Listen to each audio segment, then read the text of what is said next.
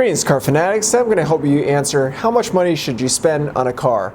So I see a lot of people on YouTube driving these really nice cars. A lot of these people are really young, and I think it creates the wrong impression that you can spend maybe 2 or 3 times your income on a car, and I really think that's financially irresponsible. So I wanted to help you understand how much money you can reasonably budget for a car. I've come across what I think is a pretty good rule of thumb. It's the 24 and 10 rule. It says that you should put 20% down payment. You should finance the vehicle for no more than 4 years.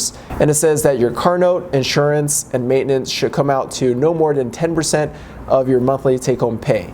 So let's walk through an example. Let's say you're single, you have no kids, you have no debt, and the debt part is really important because you don't want to be taking out more debt just to purchase a car. So definitely get ahead and take care of your debt. But let's say you make $4,000 per month after taxes. With the 24 and 10 rule, this means you could budget up to 10% per month for your monthly car note and expenses. So this comes out to $400 per month. Let's say insurance and maintenance on a pretty reliable car comes out to $100. This leaves you with $300 that you can put towards a car note. So $300 for a 4-year car note at a pretty good interest rate will allow you to borrow about $15,000, and factor in your 20% down payment. This means you could purchase a car that's around $19,000. So I know some of you are thinking that's not a lot of money to spend on a car.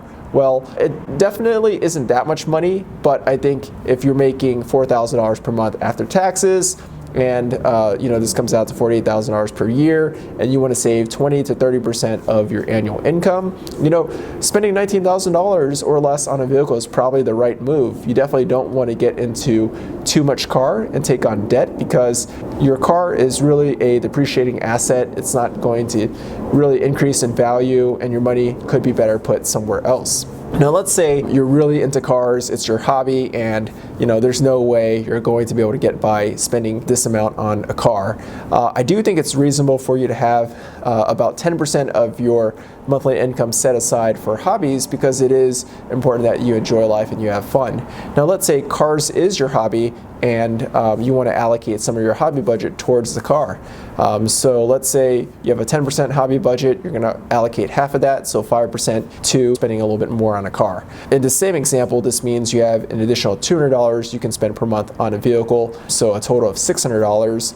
Now let's say your maintenance and your insurance is still $100. This means you can take $500 and put that against a car note. And for a 4-year car note with a good interest rate, this is going to allow you to borrow probably a little over $20,000. Factor in your down payment, and you're now looking at a car of around $25,000, maybe $26,000. All right, now for some of you, I know you're still thinking like, that's not a lot of money, I can't get much car. I know if you're thinking about a new car, you're probably right. New cars have really gone up in price, and even Honda Civics are $25,000 nowadays. But there are a lot of great cars on the used market you could purchase. For example, you could get a used S2000 for well under $20,000.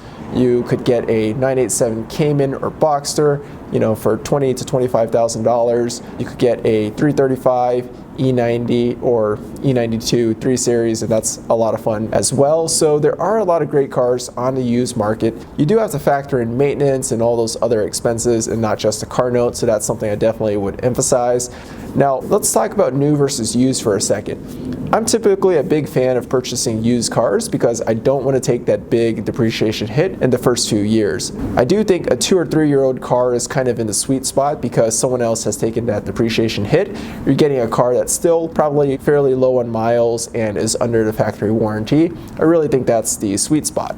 So overall, I do think the 24 and 10 rule makes a lot of sense. I think had I known this several years ago before I purchased my 911, I think I would have considered a 987 Cayman, maybe an E92 M3. Those are still cool cars that I one day want to have, but don't get me wrong, I love my 911 and it's been rock solid in terms of reliability, and it's a car I plan to keep for at least another 5 or 6 years.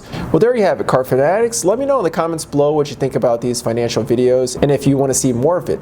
Thanks for watching. If you like this video, give it a thumbs up and subscribe to the channel. Leave any comments or questions below.